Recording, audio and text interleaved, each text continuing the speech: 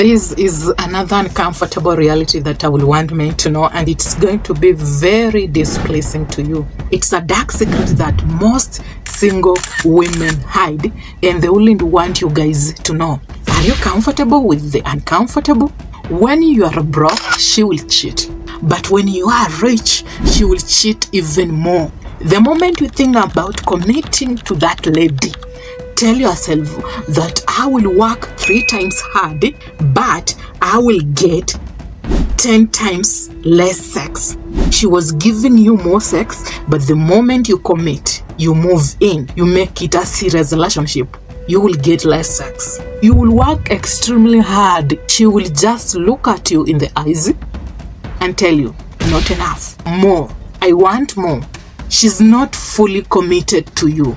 She already has other options. The moment she knows where you stand, you've fully committed to her own world. I haven't fully committed to you. I haven't fully made up my mind, and let me still hang up with Isaac and Johnny, and in that process she will end up cheating. You think she has fully committed. She still has other plans going on in her head. The moment you decide to make it a serious relationship and you want to fully commit to her, you must be prepared to get less sex. She's not curious, it's not an intrigue to her, it's not interesting, and she's not okay with the logical reality. I just want a man who cannot take everything seriously. I just want to enjoy the moment. But you so fucking care so much that you decided to commit to me so that you can make me happy. I will still go for Johnny, I will still go for Isaac, so that I can still keep the thrill in my life. So let me just keep you there so that you can work 3 times hard and get less sex, so that I can concentrate on Johnny and Isaac to fully understand if one of them is better than you. I rather cheat to fully understand who is the best bet here. Let that sink. The love of women towards men only grows time apart, because they are always after something that they don't know. But at this period, they know everything about your life, your work, how much you earn, when you go to work. It's not an intrigue to her. It's so boring to her. She will move in with Isaac. That is when you will realize that your thought about her cheating was right. And because Isaac is not that much more interested in her, he's a man who is just after lust, that is what turns her on. To her own way of understanding Isaac, he is the best bet for her. With rich men, it's not even about money. You are a very busy man. You're never available. You will never get time. And this is what she has been wanting, so that it can be convenient for her.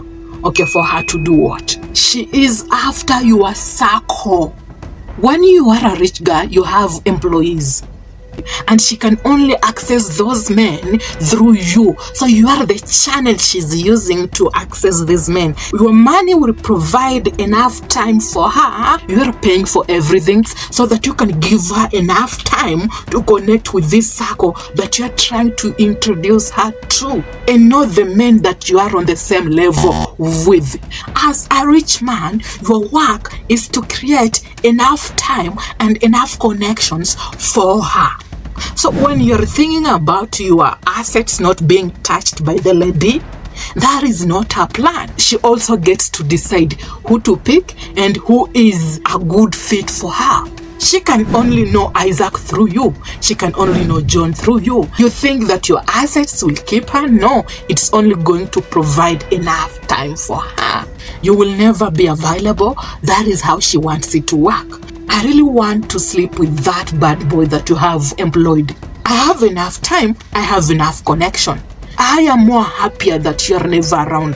The bad boy won't tell you. And you think maybe they are just friends. Women's game is banging on a fact that you do not understand their game. In the process of her fulfilling her dark fantasies, she gets attached to this man. She now finds him is a safe place for her. This guy is not even attached to me. To her own way of understanding this relationship, you are just a guy who can connect her to a potential partner. He's toxic, he's a bad boy, but he chose this guy to be the potential partner. When Isaac will realize that this lady is dating a rich guy, Isaac will think that this lady has more value. So Isaac will often look for a chance to marry this lady. At the same time, he will get himself emotionally detached because he's not sure if the lady will give in. That triggers the lady, the woman will give him a chance, and later on the lady will break up with you and he will go to Isaac. Now you have potentially provided a partner for her. That has been her whole plan, for you to provide her with a partner. You've been doing everything.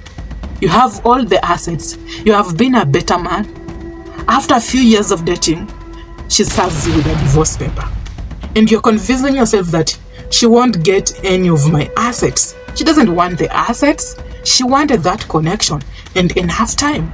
I'm not confirming that average men have stable relationships or stable marriages.